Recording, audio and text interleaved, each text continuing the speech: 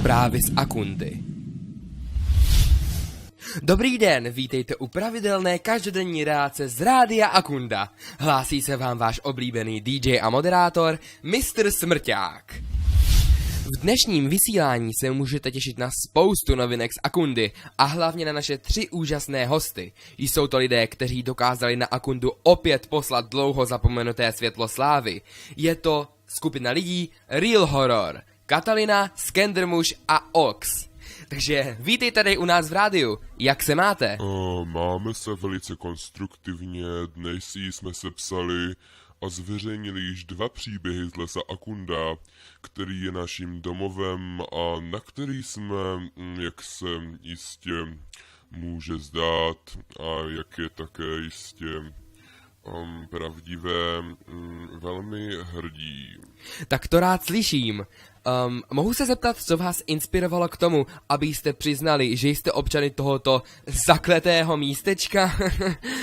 To víte, my jsme byli vždy odlišní a jednou jsme si řekli, že na mojem psově je nějaký okurek. Dost zvláštní a pochybné, nezdá se vám?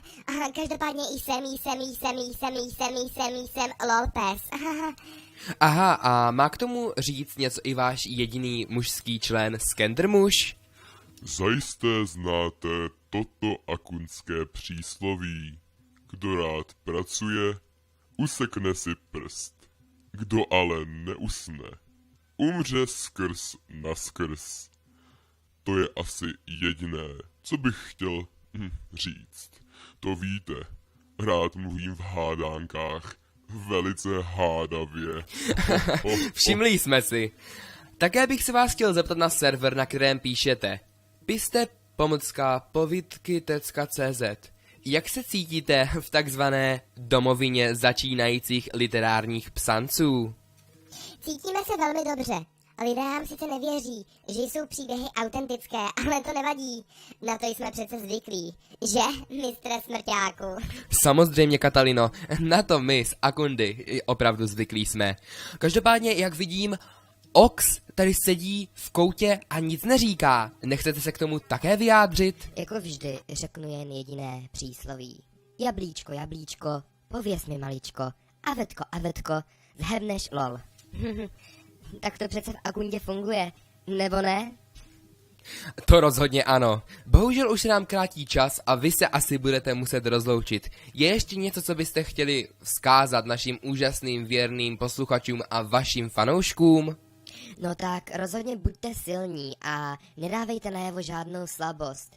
A také nezapomeňte, že každý, kdo...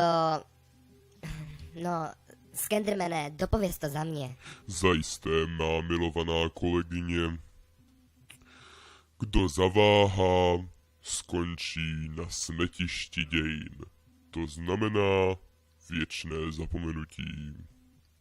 Takže bychom se s vámi všichni chtěli rozloučit. Také bychom chtěli pozdravit Tondu. A pak ještě admina. A potom bychom chtěli pozdravit i paní opatrnou, takže Carefullovou. A potom bychom chtěli pozdravit si všechny, kteří nám tam píšou ty komentáře a ty fanoušky. Paní Fionu, protože Fiona nám dala fanouška. A všechny vlastně tady tohleto, protože ti jsou super a máme moc rádi. Takže díky. A mějte se krásně, čau.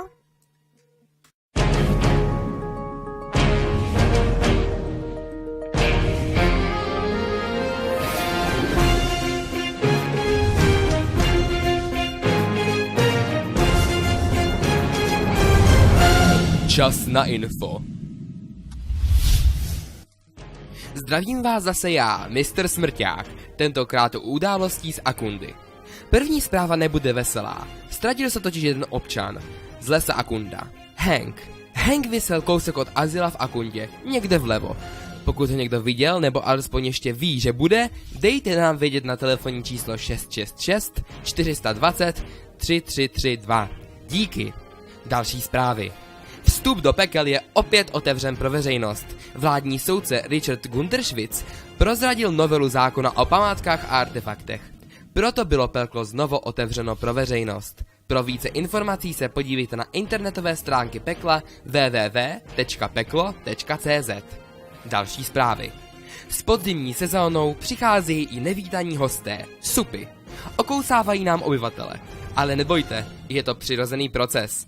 Tak jako vlaštovky odlétají na zimu, supy přilétají na podzim. Jak se říká, kdo supa chytne, tomu v zádech lupne. Další zprávy.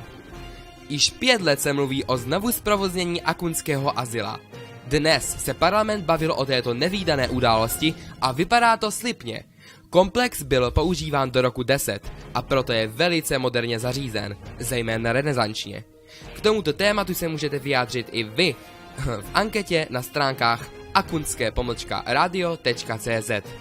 Tímto se s vámi loučí váš úžasný DJ a moderátor Mr. Smrťák.